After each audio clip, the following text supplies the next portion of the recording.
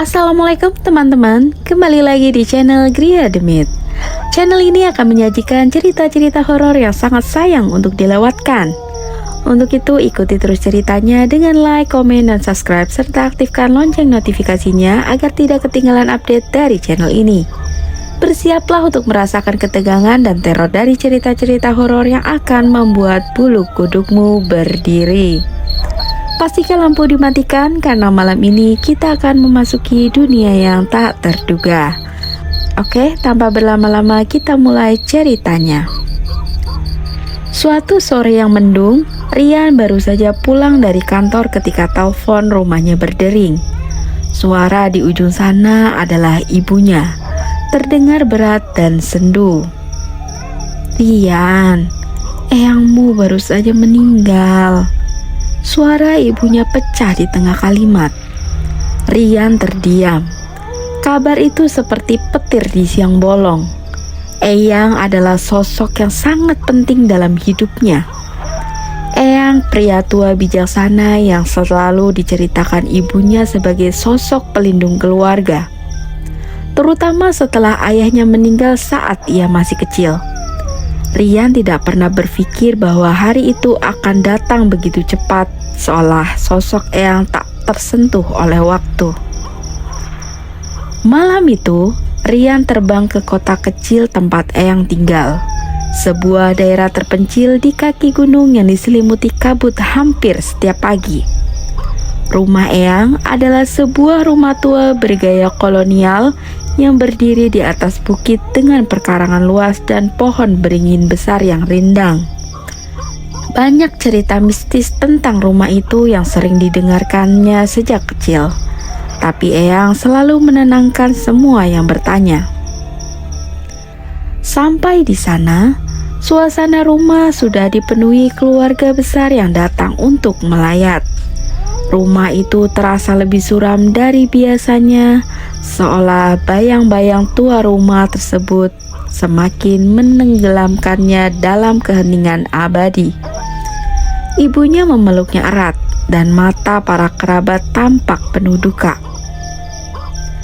"Eyang, dia meninggalkan sesuatu untukmu, nak," bisik ibunya di sela-sela tangis. Ada sesuatu dalam suaranya yang terasa aneh, seolah ada rahasia yang disimpan selama bertahun-tahun. Setelah pemakaman selesai, malam itu Rian dan keluarganya berkumpul di ruang tamu rumah tua itu. Udara terasa dingin meski tidak ada angin yang berhembus. Ibu Rian memandangnya dalam-dalam sebelum mengeluarkan sebuah amplop coklat kusam dari tasnya. "Wasiat ini ditemukan di kamar Eyang beberapa hari sebelum beliau meninggal," kata ibunya sambil menyerahkan amplop itu ke Rian. Tangan Rian gemetar saat menerima amplop tersebut. Rian membuka amplop itu, dan di dalamnya terdapat sebuah surat yang ditulis dengan tangan Eyangnya khas, miring dan halus. "Rian cucuku, jika kamu membaca surat ini, berarti aku sudah tiada. Ada satu hal penting yang harus kamu ketahui tentang rumah ini. Rumah ini bukan sekedar warisan keluarga. Ada rahasia yang sudah lama kami sembunyikan. Rumah ini bukanlah milik kita sepenuhnya. Ada penghuni lain di sini yang telah ada sebelum kita. Jangan mencoba untuk menjual atau meninggalkan rumah ini sebelum kamu memahami semuanya. Penunggu rumah ini akan menuntut haknya jika kamu tidak hati-hati. Kunci dari semua jawaban ada di ruang bawah tanah." Rian menatap surat itu dengan bingung. Ruang bawah tanah. Setahunya rumah Eyang tak pernah memiliki ruang bawah tanah. Setidaknya ia tak pernah melihat pintu menuju ke sana. Tanpa banyak bicara, Rian bangkit dan berjalan menyusuri rumah. Malam itu, rumah tua tersebut terasa lebih asing dari biasanya. dinding-dindingnya tampak lebih dingin, dan bayangan yang menari di sudut ruangan tampak seolah-olah hidup. Akhirnya, di sudut kamar Eyang, ia menemukan sebuah pintu kayu tua yang tampaknya sudah bertahun-tahun tak dibuka. Kuncinya berkarat, tapi setelah sedikit usaha, pintu itu terbuka dengan suara derit panjang yang menembus keheningan malam. Tangga yang berdebu dan lembab menuju ke bawah, ke tempat yang terasa lebih gelap dan lebih dalam daripada sekedar ruang bawah tanah. Rian menuruni tangga dengan langkah hati-hati. Suara langkah kakinya bergema, dan udara di bawah sana semakin dingin menusuk tulang. Lampu senter yang dibawanya hanya memberikan sedikit penerangan, dan dinding-dinding batu yang kusam seakan meresap cahaya. Di dasar tangga, sebuah ruangan besar terbentang, di mana ada benda-benda tua yang ditutupi debu tebal. Di sudut ruangan, sebuah cermin besar tampak mencolok. Bingkainya terukir dengan motif-motif aneh yang belum pernah dilihat Rian. Perasaan tidak nyaman mulai menyelimutinya. Tiba-tiba, terdengar suara langkah kaki dari arah belakang, seperti ada yang mengikuti dari atas tangga. Rian menoleh cepat, tapi tidak ada siapapun, hanya kegelapan yang menyambut pandangannya. Namun, ia bisa merasakan ada sesuatu di sana. Saat matanya kembali tertuju pada cermin besar di sudut ruangan, ia melihat sesuatu yang membuatnya terpaku. Di dalam pantulan cermin itu, ada sosok tinggi berbalut kain hitam. Wajahnya tak terlihat jelas, tertutupi bayangan gelap, tapi matanya, sepasang mata merah menyala memandangnya lekat-lekat. Rian mundur selangkah, nafasnya tercekat. Namun sosok itu tidak bergerak, hanya berdiri di sana, menunggu. "Aku sudah lama menunggu kedatanganmu." Suara berat yang terdengar dari cermin itu menggetarkan jiwanya. Itu bukan suara manusia, lebih mirip bisikan angin yang menusuk tulang. "Rumah ini milikku, dan kamu harus membayarnya." Rian terjatuh ke tanah, tak bisa berkata-kata. Jantungnya berdetak kencang dan keringat dingin membasahi tubuhnya. Tiba-tiba, ruangan itu menjadi semakin gelap. Lampu senternya padam, dan kini hanya ada bayangan serta suara tawa kecil yang menggema di seluruh ruangan. Kegelapan menyelimuti Rian sepenuhnya. Jantungnya berdetak kencang dan nafasnya terdengar terputus-putus. Rasa dingin mulai merambat dari tangannya, menjalar ke seluruh tubuhnya seolah-olah ada kekuatan yang menahannya di tempat itu.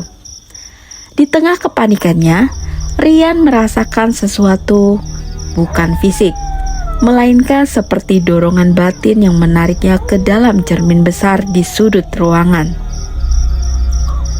Perlahan-lahan, cahaya merah yang berasal dari mata sosok penunggu itu semakin terang, memenuhi ruangan.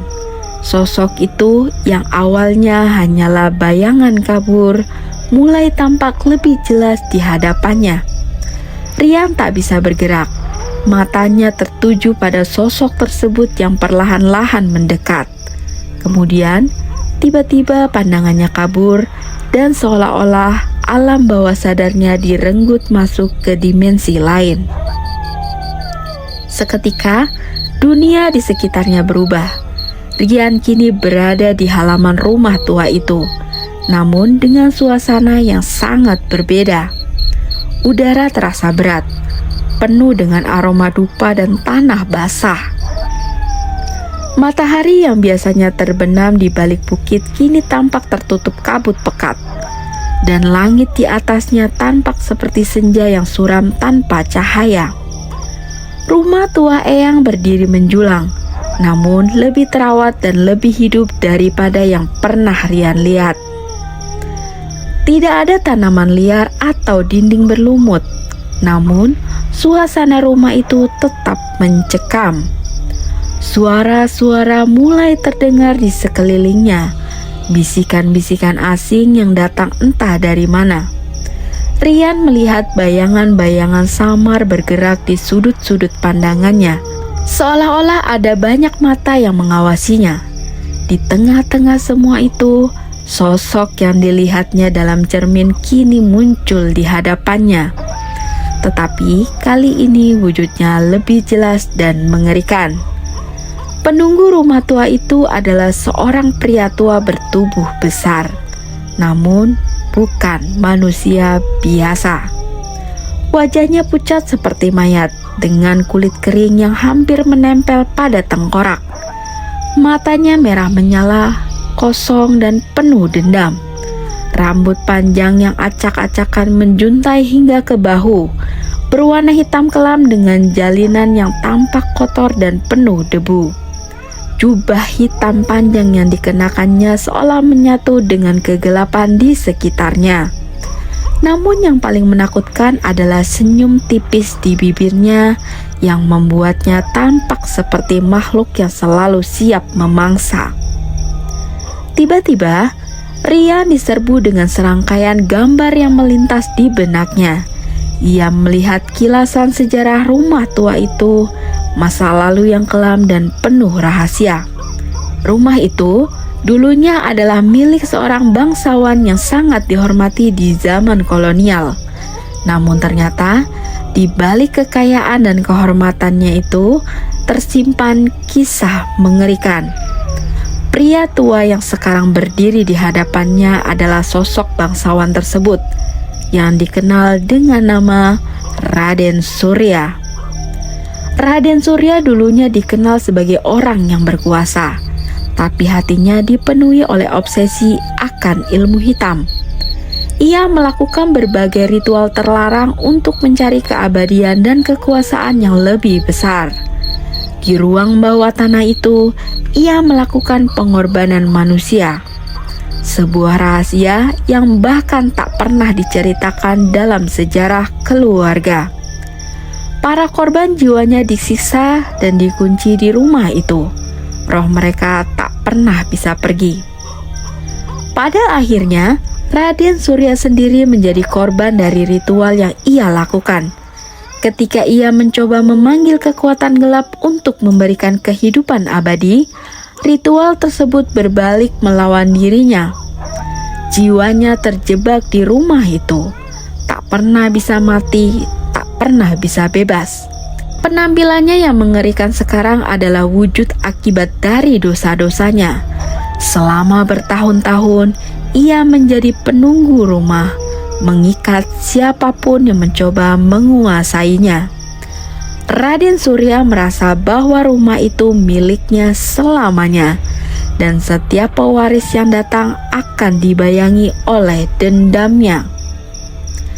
Di tengah penglihatan itu, Rian melihat sosok eyangnya. Di masa mudanya, Eyang adalah seorang pria yang bijaksana, namun ia tahu rahasia kelam rumah itu. Eyang telah membuat perjanjian dengan penunggu rumah tersebut, berjanji untuk menjaga keberadaan Raden Surya tetap tersembunyi, selama keluarga mereka tetap bisa tinggal di rumah itu tanpa diganggu. Namun, perjanjian itu bersifat sementara. Ketika Eyang meninggal, perjanjian itu runtuh, dan kini Rianlah yang menjadi target berikutnya. Kembali ke realitas, Rian tersentak sadar dari penglihatannya, terengah-engah di ruang bawah tanah yang gelap itu. Sosok penunggu masih berdiri di hadapannya, namun kali ini dengan tatapan yang penuh dendam. "Kamu adalah penerus keluarga ini," suara beratnya bergema. "Kini kamu harus memutuskan apakah akan melanjutkan perjanjian lama atau menerima akibatnya." Rian merasa tenggorokannya kering. Di hadapannya adalah pilihan yang sangat berat. Apakah ia akan mengikuti jejak Eyang dan tetap menjaga rahasia rumah tua itu, atau ia harus melawan sesuatu yang lebih tua dan lebih kuat dari apapun yang pernah dibayangkannya? Rian berdiri di tengah ruang bawah tanah yang gelap. Masih bisa merasakan sisa-sisa penglihatan yang baru saja dialaminya. Sosok Raden Surya, penunggu rumah itu, masih berdiri di depannya, matanya yang merah menyala menatap lekat. Udara di sekitar mereka terasa semakin berat, dipenuhi dengan aura kejahatan yang menekan. "Jadi, cucu Eyang, apa yang akan kamu lakukan sekarang?" Suara serak Raden Surya terdengar penuh kesombongan. "Perjanjian yang dibuat leluhurmu telah menyelamatkan mereka. Tapi waktumu sudah habis. Jika kamu tidak memperbaharui perjanjian itu, aku akan mengambil apa yang menjadi hakku." Rian tahu apa yang dimaksud penunggu itu. Rumah tua ini dengan segala sejarah kelamnya bukan sekedar bangunan biasa. Ada kekuatan jahat yang terikat pada tempat ini, dan selama bertahun-tahun keluarganya telah mengorbankan kebebasan mereka untuk menjaga rahasia rumah itu tetap terkubur. Tapi kali ini Rian tidak mau tunduk pada ketakutan atau mitos yang mengikat keluarganya selama beberapa generasi. Ia menarik nafas dalam-dalam, mengumpulkan keberaniannya. "Tidak!" Suaranya terdengar mantap meski hatinya masih berdegup kencang. "Aku tidak akan memperbaharui perjanjian itu." Sosok Raden Surya tampak terkejut, meski matanya tetap penuh amarah. "Kamu bodoh, bocah. Kamu tak tahu apa yang kamu hadapi. Aku sudah berada di sini jauh sebelum keluargamu. Dan aku akan tetap di sini selamanya. Jika kamu memutuskan perjanjian ini, kamu akan menghancurkan keluargamu sendiri." Rian menggertakkan giginya, berusaha menenangkan rasa takut yang mulai merayap. Ia ingat eyangnya, seorang pria yang penuh kasih namun diam-diam menyimpan beban berat karena perjanjian ini. Eyangnya mungkin merasa tidak punya pilihan, tapi Rian yakin bahwa tidak ada manusia yang seharusnya tunduk pada entitas gelap seperti ini. "Kamu mungkin memiliki kekuatan di masa lalu," kata Rian. Suaranya kini lebih tegas. "Tapi sekarang aku tidak akan membiarkan keluargaku hidup dalam ketakutan dan terikat olehmu. Perjanjian ini berakhir di sini. Aku akan memutus rantai yang menahan keluarga kami selama ini." Tatapan mata merah itu menyala lebih terang, penuh amarah. "Jika kamu memutus perjanjian ini," kata Raden Surya dengan nada yang semakin rendah dan mengancam, "kamu dan keluargamu akan menanggung konsekuensinya. Aku akan mengambil nyawa kalian satu persatu, hingga tidak ada lagi yang tersisa." Rian menggigil mendengar ancaman itu, tapi ia tahu tak ada jalan mundur. "Aku lebih baik menghadapi konsekuensinya daripada hidup dalam ketakutan selama sisa hidupku." Tiba-tiba ruangan bergetar hebat, lantai di bawah kaki Rian retak, dan dinding-dinding ruang bawah tanah mulai bergemuruh. Sosok Raden Surya tampak membesar. Bayangannya menyelimuti seluruh ruangan, dan suara tawanya yang mengerikan bergema di seluruh ruangan. Dari celah-celah di dinding, asap hitam pekat mulai keluar, memenuhi udara dengan aroma busuk kematian. Sosok-sosok bayangan dari korban-korban masa lalu yang dibunuh oleh Raden Surya mulai muncul satu persatu, melayang di sekitar Rian. Wajah mereka penuh penderitaan. Rian tahu bahwa ia telah membangkitkan amarah penunggu rumah. tapi dia tidak akan menyerah. Tanpa memikirkan konsekuensinya, dia mengambil langkah maju, langsung ke arah sosok besar itu. "Kamu tidak akan pernah bisa menakuti kami lagi," teriak Rian dengan seluruh keberaniannya. Pada saat itu, sesuatu yang tak terduga terjadi. Cahaya putih terang mulai muncul dari langit-langit ruangan, bersinar lembut namun kuat. Cahaya itu tampak mengusir kegelapan yang melingkupi ruangan, dan sosok-sosok bayangan mulai lenyap satu persatu. Rian terkejut melihat cahayanya. Tiba-tiba ia merasakan kehadiran yang familiar. "Eyang?" Dari balik cahaya itu muncul sosok Eyang yang berdiri tegak, memancarkan ketenangan dan kedamaian. "Rian, kamu telah membuat keputusan yang tepat."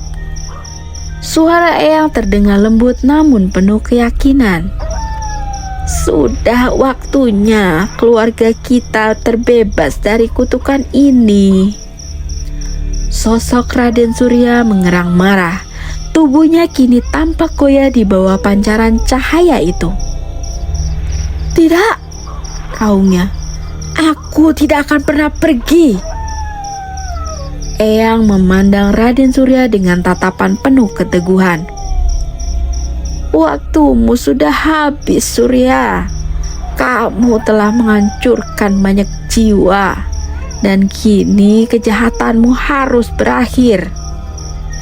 Cahaya dari sosok Eyang semakin terang, menyilaukan hingga Rian harus menutup matanya. Suara jeritan Raden Surya semakin keras hingga akhirnya segalanya menjadi sunyi. Ketika Rian membuka matanya kembali, sosok Raden Surya telah lenyap bersama dengan semua bayangan mengerikan yang mengelilingi mereka. Ruang bawah tanah kembali sunyi, dan kehadiran gelap yang pernah menghuni rumah itu menghilang sepenuhnya. Eyang tersenyum kepada Rian, wajahnya dipenuhi kedamaian. "Kamu telah memutus rantai yang mengikat keluarga kita.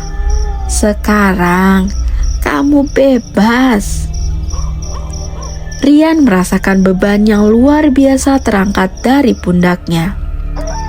"Terima kasih, Eyang," bisiknya, matanya dipenuhi air mata. Namun, ketika ia hendak mendekat, sosok Eyang perlahan-lahan memudar, menjadi bagian dari cahaya yang perlahan menghilang. Sekarang, rumah tua itu berdiri dalam keheningan yang damai. Tidak ada lagi bayangan kelam atau kekuatan jahatnya mengintai di dalamnya. Rian tahu bahwa perjalanan ini telah mengubah segalanya. Rumah tua itu mungkin masih menyimpan sejarah, tapi kini keluarganya bebas dari kutukan yang telah menghantui mereka selama bertahun-tahun. Dan untuk pertama kalinya dalam hidupnya, Rian merasa rumah itu benar-benar miliknya tanpa rasa takut.